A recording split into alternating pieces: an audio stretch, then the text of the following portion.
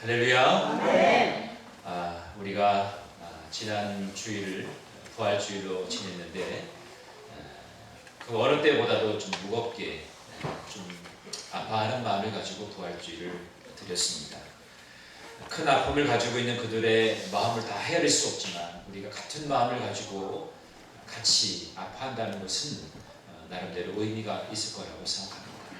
지금도 많은 사람들이 또 조문하고 또 같은 마음을 가지면서 또 그들에게 힘을 북돋아주기 위해서 같이 마음을 모으는 것은 우리 민족만의 독특한 그 아름다운 모습이 아닐까 생각되어집니다. 우리 감리교 안에서도 5월 11일까지 추도하고 함께 애도하는 시간을 가지면서 기도의 시간을 갖는다고 합니다. 그래서 여러분들 시간 나고 생각나실 때마다 그 실종자들과 유족들을 위해서 기도해 주시고 속히 일어나시도록 여러분이 격려해 주시기를 간절히 바랍니다. 계속 언급하는 것도 좀 불편한 마음이 있지만 우리가 다시금 한 번쯤은 더듬어갈 필요가 있어서 제가 언급을 하겠습니다. 이번 그 세월호 침몰 사건으로 인해서 정말 많은 사람들이 희생을 당했습니다. 특별히 우리 고등학교 학생들이 정말 많이 희생을 당한 모습을 보면 얼마나 마음이 아픈지 모릅니다. 이 참사를 우리가 보면서 우리가 다시 한번 반성하고 좀 깨달아야 될 것들이 좀 있지 않겠나 그런 생각을 갖게 됩니다. 그래서 우리가 질문해보고 싶은 것은 뭐냐면 그 상황에서 가장 먼저 해야 될 것이 무엇이었는가, 이것을 우리가 한번 질문해볼 필요가 있겠지요. 뭐 지나간 일인데 뭐 다시 질문해보느냐라고 하겠지만 그 속에서 우리가 발견할 수 있는 정말 교훈이기 때문에 그렇습니다. 무엇을 우리가 질문해 봐야 할까요? 이 배는 정말 항해해도 되는 그런 안전한 연식이에요. 너무나 오래됐잖아요. 만들어진 지도 오래됐고 그런 배가 정말 제대로 항해할 수 있었는가? 라고 하는 겁니다. 어제 제가 잠깐 뉴스를 보니까 일본에 있는 어떤 분이 말씀을 하시는데 이 참사는 예비된 참사였다. 시한폭탄을 가지고 운행하는 그런 여객선이었다, 그런 얘기를 하더라고요. 그러니까 어느 시점에서는 이것이 분명히 사고가 날 거라고 하는 것을 다들 예측을 하고 있었다는 거예요. 공교롭게도 이번에 사고가 났을 뿐이지 반드시 이 배는 문제가 생길 거라고 하는 것을 미리 많은 사람들이 그렇게 알고 있었다는 겁니다. 또 이 배는 불법 개조하는 게 이게 맞게 되는 건가? 라고 하는 것을 우리가 질문해 볼 수 있겠죠.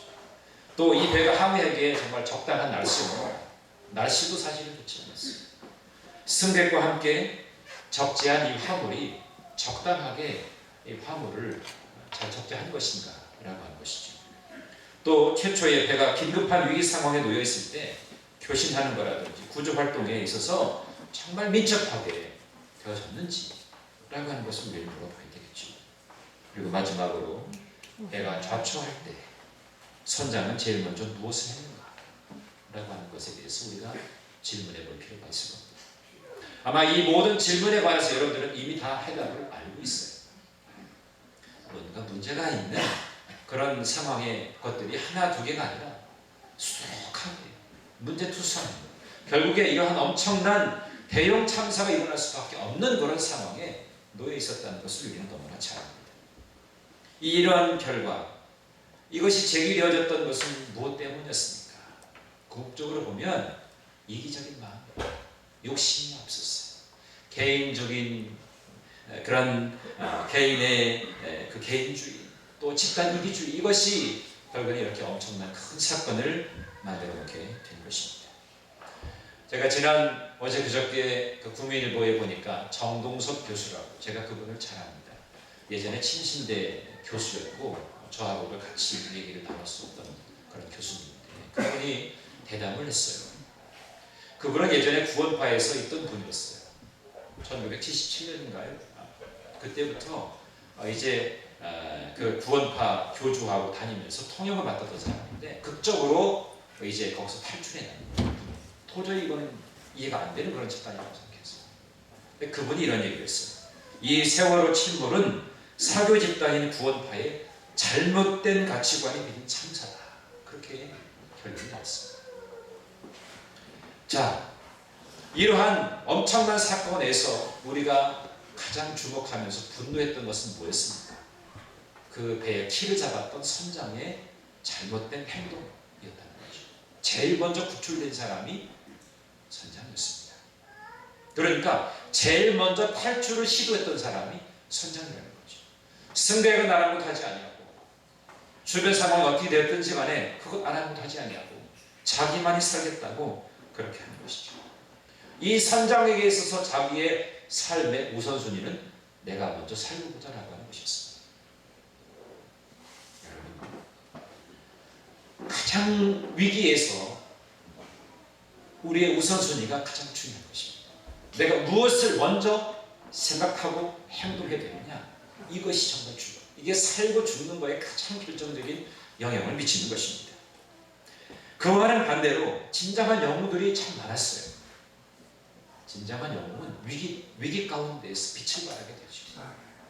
어느 한 여승무원, 그리고 학급 담임을 맡았던 선생님, 자기보다도 승객을 먼저 챙기고 아이들을 먼저 챙겼어. 너희들 먼저 가라, 내가 나중에 가겠다. 자기보다도 남을 먼저 생각하는 것이, 그들에게는 우선순위가 분명했습니다. 승무원으로서, 자기가 맡은 담임으로서의 그런 분명한 우선순위가 세워졌기 때문에 자기의 목숨보다도 승객이나 학생들에게 더 많은 관심을 갖게 되었다는 것입니다. 우리는 이러한 모습을 보면서 우리의 인생에 우선순위를 두는 것이 얼마나 우리에게 중요한 것인가를 다시 한번 반성하게 되는 것입니다. 우리는 살아가면서 우리 인생의 우선순위를 분명하게 둬야 됩니다. 우선순위는 분명해야 되고 간결해야 돼요. 여러분, 지금 여러분 예배 드리는 여러분들 가운데에서 오늘 여러분들의 삶 속에 여러분의 우선순위는 뭡니까? 여러분의 우선순위는 무엇이에요?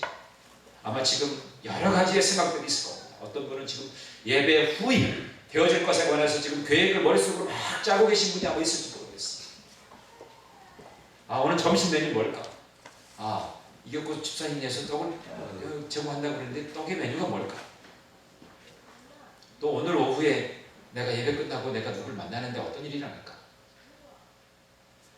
여러 가지 하루를 살아도, 한 달을 살아도, 1년을 살아도 우리의 인생 가운데 어떠한 우선순위가 나의 삶을 주장하고 있느냐, 이것이 정말 중요한 거예요. 오늘 저는 여러분들에게 묻고 싶습니다. 여러분의 인생에 있어서 가장 중요한 우선순위가 뭡니까? 이것부터 우리가 해결하지 아니하고 우리가 신앙생활하는 것은 우리가 의미 없어요. 예수 믿는다고 하지만 그냥 겉모습, 저 사람이 교회 다니는 사람이다 라고 생각할 수 있지만 진정한 예수님의 제자라고 우리가 이야기하기에는 부족함이 있다는 거예요. 오늘 여러분, 이 말씀 가운데 우리가 거하면서 우리의 삶의 우선순위가 뭘까? 내 영혼이 병들어가고 내 영혼이 죽어져 가는데 그럼에도 불구하고 그것을 깨닫지 못하고 다른 것에 관심을 두고 다른 것에만 분주하고 나면 우리는 뭔가 반성해야 돼요. 우리는 뭔가 회개해야 됩니다. 내 육신과 내 영혼을 책임지는 것은 내가 아니에요. 하나님의 손에 달려있는 것입니다. 그렇기 때문에 우리는 하나님께 우선순위를 둬야 돼요. 그리고 하나님께서 뭐라고 말씀하시는지 오늘 이 시대 가운데 내 삶 속에 하나님이 무엇을 말씀하시는지 우리는 귀담아 들어야 되는 줄로 믿습니다. 오늘 그 하나님의 음성을 듣게 되시는 저와 여러분이 되시기를 주님의 이름으로 간절히 축원합니다. 예수님께서도 마리아와 마르다를 말씀하시면서 우선순위가 무엇이 중요한가, 그것을 말씀하셨어요. 마리아는 칭찬하셨어요. 근데 마르다는 칭찬받지 못했죠. 왜? 예수님을 초청했을 때 중요한 것은 음식을 잘 준비해서 잘 대접하는 것이 중요한 것이 아니라 주님께로부터 들려지는 그 말씀을 듣는 것, 이것이 더 중요하다는 것을 이야기해 주십니다. 우선순위가 중요하다는 거죠. 어윈 루저라고 하는 그런 목사님이 목사가 목사에게라고 하는 책을 쓰셨어요. 거기에 이런 이야기가 나옵니다. 어떤 사람이 한 유명한 조각가에게 코끼리를 어떻게 조각하느냐고 물어봤어요. 대리석을 주고 코끼리를 조각을 하는 나름대로의 그 방식이 있지 않겠어요? 그러니까 이 조각가는 이렇게 얘기했다는 겁니다. 대리석 덩어리를 하나 집어 들고는 코끼리를 닮지 않은 부분들은 다 깎아내면 됩니다. 그런 얘기입니다. 그럼 뭐예요? 필요 없는 부분들만 다 깎아내면은 코끼리가 되어진다는 거죠. 참 쉽죠. 말은 정말 쉽습니다. 그렇죠? 여러분 한번 해보세요. 제가 대리석을 갖다 드릴 테니까 코끼리 닮지 않은 것만 깎아내보세요. 그러면 코끼리가 나온다는 거예요. 여기서 말해주고 있는 것은 뭡니까? 필요 없는 것들은 빨리빨리 정리하고 제거하는 거예요. 지금 우리는 시간의 덩어리, 삶의 덩어리를 들고 삶의 최우선순위를 정해서 우선순위가 아닌 부분들은 빨리빨리 과감하게 깎아내리고 가야 되는 거예요. 그래야 분명하고 단순한 목표에 다다를 수가 있게 되는 줄로 믿습니다. 오늘 본문의 말씀을 함께 보시겠습니다. 오늘 본문의 말씀은 우리가 잘 아는 대로 마른 뼈가 일어나게 되는 그러한 놀라운 역사가 임하게 되는 그런 본문의 말씀입니다. 에스겔 골짜기의 마른 뼈가 생기를 얻어가는 모습을 우리에게 보여주고 있는데 그 당시에 이스라엘은 바벨론 포로로 잡혀가게 되고 정말 암담한 그런 상황 속에 놓여 있었습니다. 그 시대나 오늘 이 시대나 우리가 지금 예전 세대에서 경험하게 된 그런 일제 치하의 시대도 있었지 않습니까? 그와 동일하게 지금 이 시대도 어려운 시대 속에 살아가고 있습니다. 그런 상황에서 우리에게 똑같이 주는 그런 교훈이라고 말할 수가 있을 겁니다. 그래서 하나님의 말씀은 시대를 초월해서 우리에게 주시는 말씀이에요. 오늘 이 어렵고 이 고단하고 힘든 세상 가운데서 우리는 하나님의 말씀을 들어야 할 줄로 믿습니다. 에스겔 골짜기에 마른 뼈들이 살아나서 급히 큰 군대를 이룰 수 있었던 것처럼 오늘 우리의 믿음과 우리의 삶과 우리의 신앙을 통해서 다시금 부활함으로 인해서 더욱더 충만하고 하나님께 큰 영광을 돌리게 되는 저와 여러분이 되시기를 주님의 이름으로 간절히 축원합니다. 그리고 우리 하나님은 어떠한 음성을 들어야 되느냐? 첫 번째로 절망을 극복하는 겁니다. 오늘 2절의 말씀을 우리 함께 읽어보겠습니다. 2절입니다. 시작. 나를 그 뼈 사람으로 지나게 하시기로 본즉 그 골짜기 지면에 뼈가 심이 많고 아주 많았다. 하나님께서는 에스겔에게 절망적인 골짜기를 보여주십니다. 바벨론 포로지에 있는 골짜기로 에스겔을 데려가시는 거죠. 그러면서 그 마른 뼈를 보게 하십니다. 이 마른 뼈는 지금 상황이 어떤 상황이었느냐? 갓 죽은 그런 뼈가 아니었습니다. 뭔가 물기가 있고 뭔가 좀 얼마 전에 죽은 뼈가 아니라 아주 바싹 마른 뼈가 아주 말랐다 그랬어요.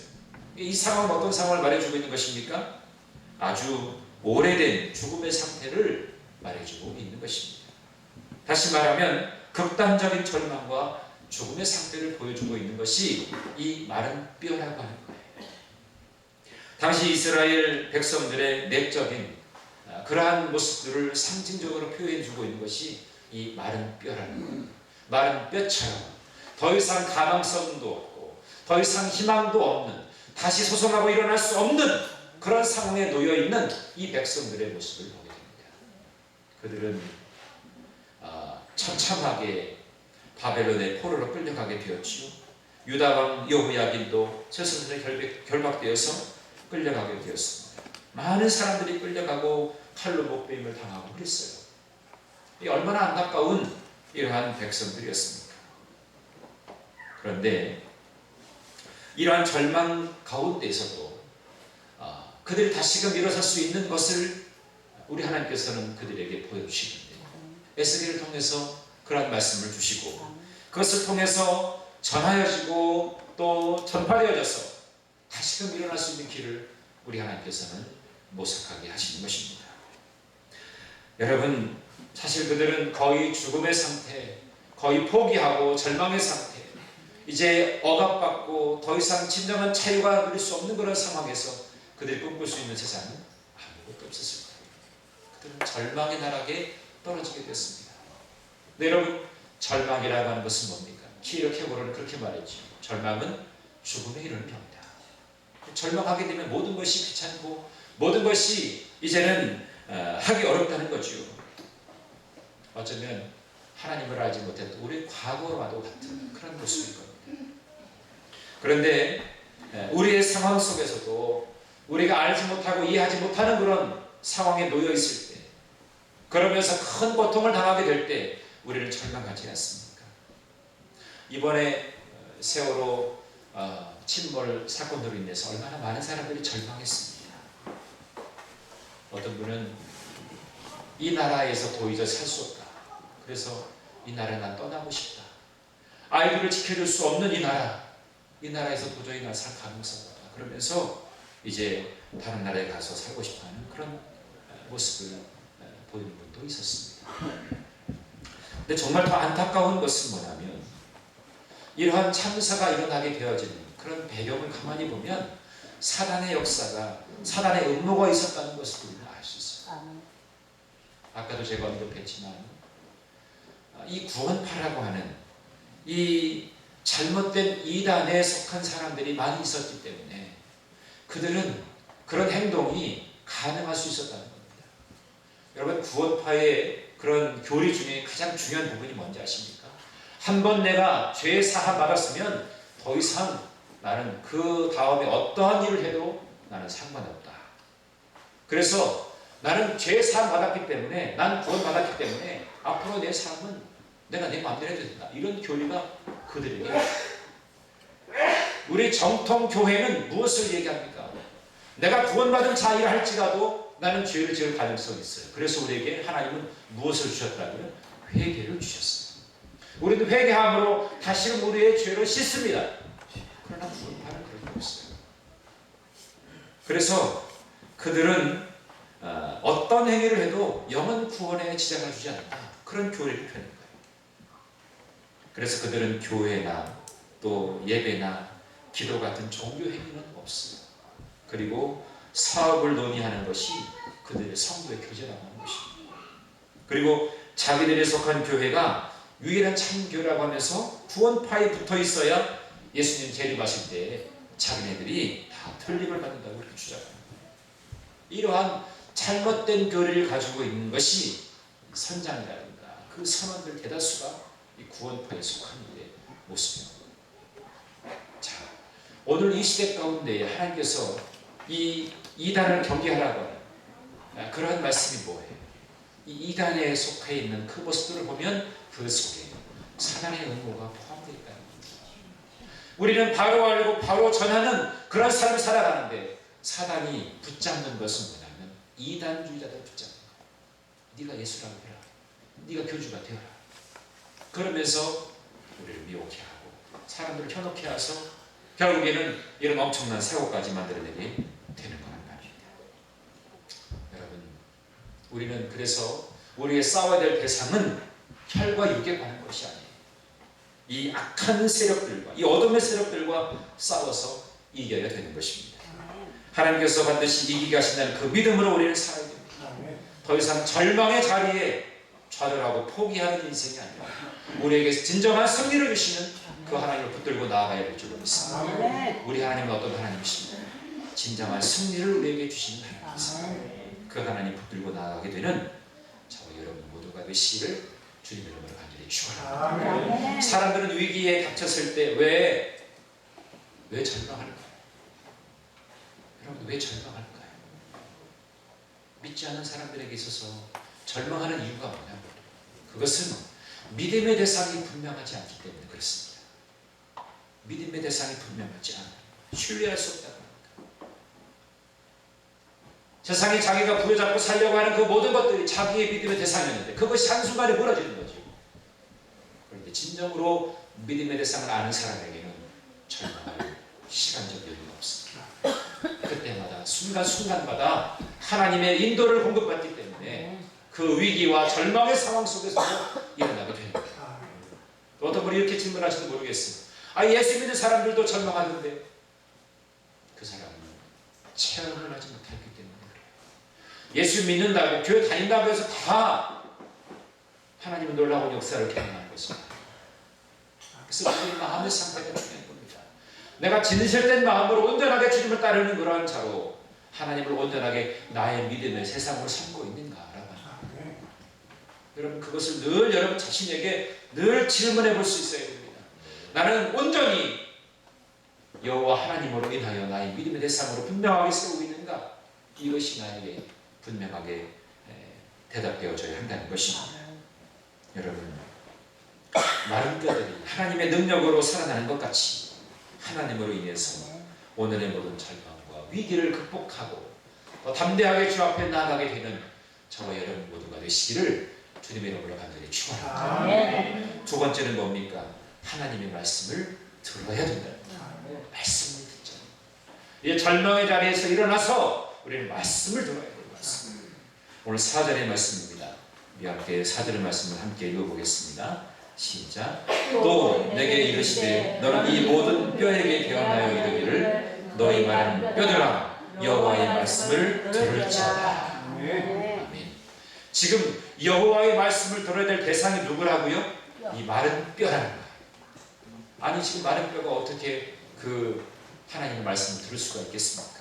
그런데 이 마른 뼈들은 앞으로 놀랍게 다시 살아나는 대상이 되기 때문에 그 뼈에게 하나님의 말씀을 대언하는 거예요. 여호와의 말씀을 들을지어다. 들을지어다. 이 마른 뼈와 같은 이스라엘 백성들에게 하나님의 말씀, 복음이 그들에게 들려져야 했다는 것입니다. 마른 뼈와 같이 절망과 좌절 속에 이제 더 이상 희망의 가치도 발견할 수 없는 그들에게 하나님의 말씀이 들려져야 된다는 것입니다.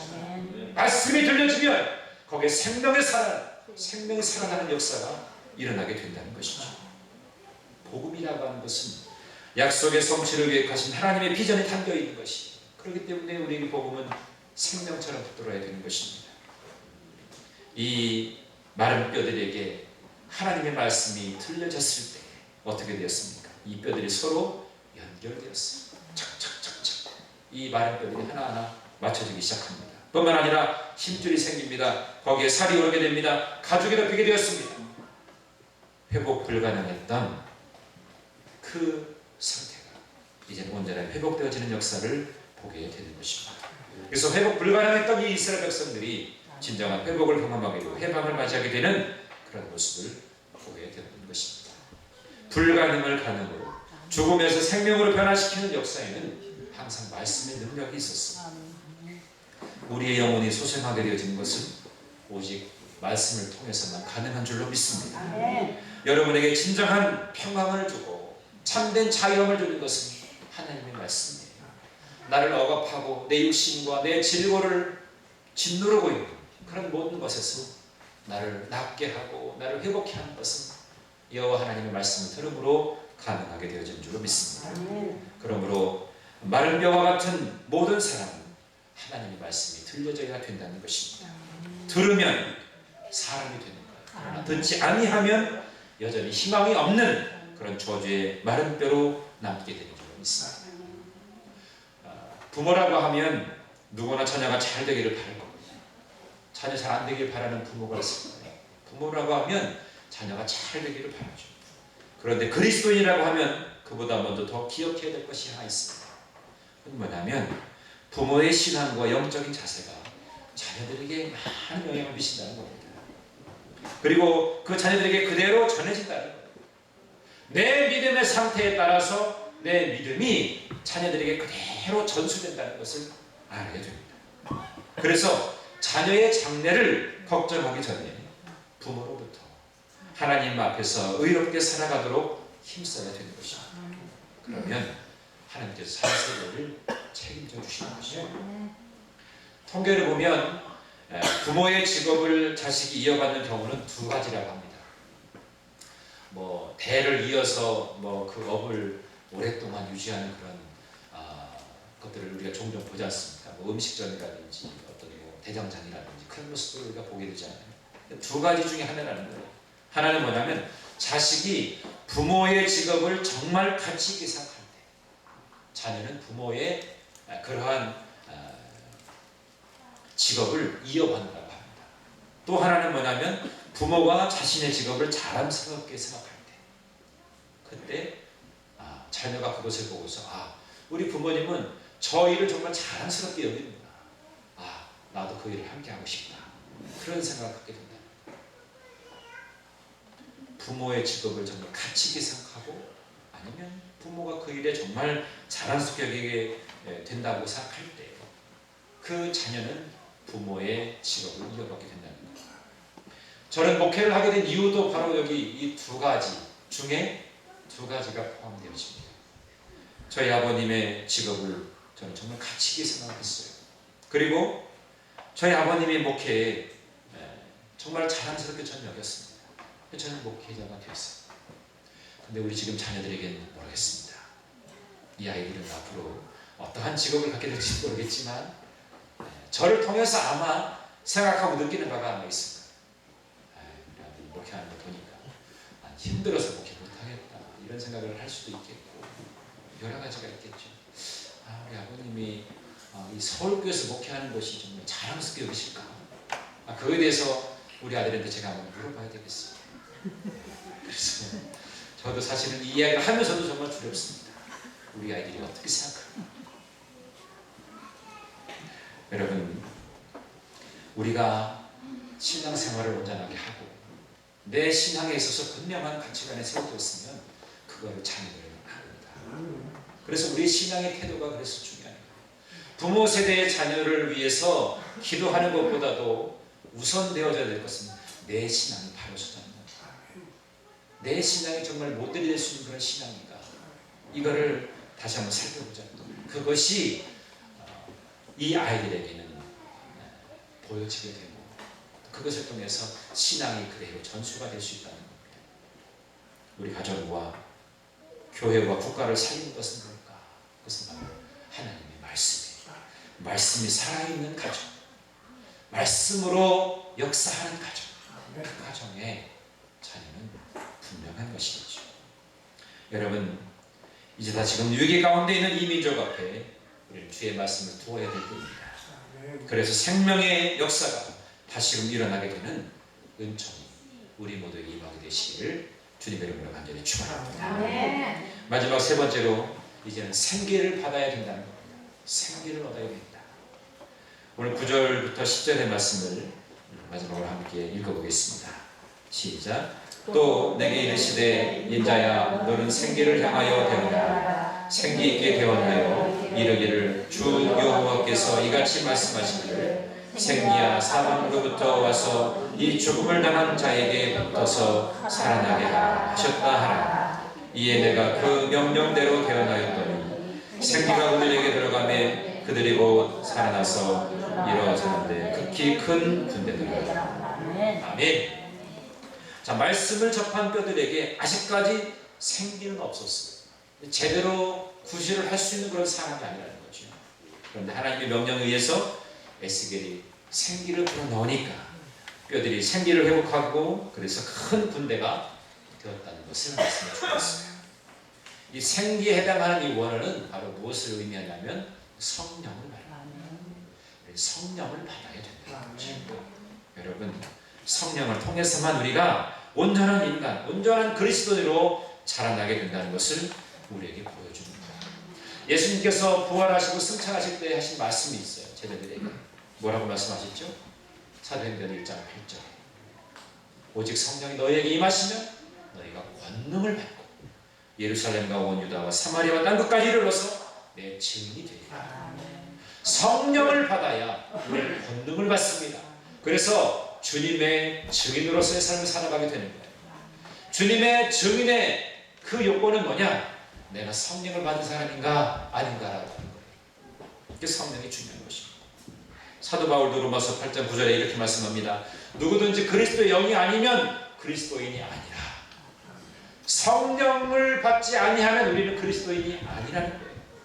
그렇게 말씀하시죠. 우리가 사람다운 하나님의 자녀다운 그런 삶을 살려면 성령을 힘입는 거예요. 저 앞에 다시금 앞에 추적해 나가게 되면 창세기 2장 7절에 하나님께서 창조의 사역을 할 때 사람을 지으시고 그 코에 생기를 불어넣어 주셨다고 했어요. 그랬더니 사람이 생명이 됩니다. 비로소 사람의 역할을 감당할 수 있는 그러한 생명이 됩니다.